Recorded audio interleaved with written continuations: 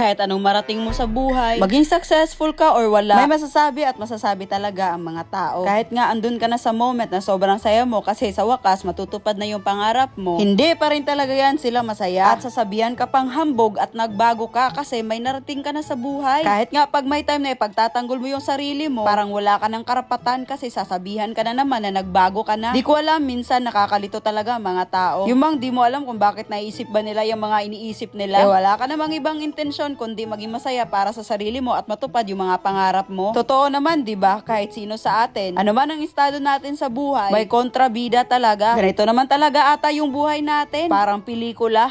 Ayan na yung mga nakarga natin dito, oh. Sobrang dami na, pero parang wala pang kalahati, May. Sabi si Normie, oh, bumili talaga ng mga natural stone. Pang exterior design lang, ha? Worth of almost 200k. Grabe talaga to si Normie, oh. Ito yung napili natin. Oh, panglagay lang daw yan sa exterior at sa fence namin. Grabe naman to si Normie. Sobrang hirap naman kung tipirin pa rin natin, di ba?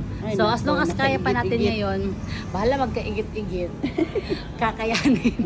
Kakayanin na lang. Kakayanin. So, dalawang type ng stone yung binili natin. Ito.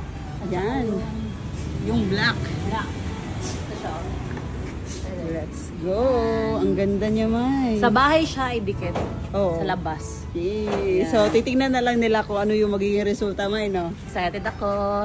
Kasi kita ko na yung output niya. Hey. Siguro nga, kasali na yung pag-utot mo, papakialaman din talaga nila. Sa amin dati, naiiyak pa kami o nalulungkot kami pag may nakikita kami mga comment na binabash kami. Kasi yung pagbabash, hindi lang naman yan sa vlogger or artista. Nararanasan din yan ng mga ordinaryong tao. Yung bang kapitbahay nila, sa kabilang kanto, or kamag-anak. Pero pag may mga ganyan na mga basher na lumalabas, iniisip na lang talaga namin ni Norme na sila ay mga sangka para maabot ang pangarap. Char, yung bang hindi na lang natin ima-mind kasi mas-stress lang tayo at madedepress. Hindi kung nangyari yun, hindi na natin mapagpapatuloy yung dapat ipagpatuloy natin. Gusto na lang namin mag-focus sa mga bagay na ikaka-improve namin at mga bagay na masasabi namin na productive din yung araw namin. Ang hirap naman kasi kung ilulunod namin yung sarili namin dahil lang sa opinion ng iba. Kasi kahit anong mangyari, ikaw pa rin ang may responsibility sa sarili mo at sa mga desisyon mo sa buhay. Oo, mahirap gawin na hindi magpa-apekto sa sasabihin ng iba. Pero kailangan mo talagang gawin. Kailangan mo maging strong para sa sarili mo. Kasi pag nahihirapan ka, pag nalugmok ka, walang ibang tutulong sa'yo, kundi sarili mo lang din. Aside na lang siguro pag may maasahan ka talaga na kaibigan or pamilya. Nga pala ito mga binili natin na natural stone ay para ito sa exterior design ng bahay natin. Ngayon lang kasi tayo nagpabahay at pangarap din natin na maging maganda talaga ang magiging resulta nito. Hindi din talaga namin in-expect na ganito yung mangyayari. Pero since na-discover namin at nakita namin na maganda gamitin tong natural stone para sa exterior design, pinush na din talaga namin. Kung maubusan man tayo, may rason na naman tayo para magsipag. At syempre, maghanap na naman ng paraan na magkaroon tayo ng income. At sana nga sa susunod na araw ay masimula na itong pagkabit ng natural stone. Kasi excited na din kami sa magiging outcome nito.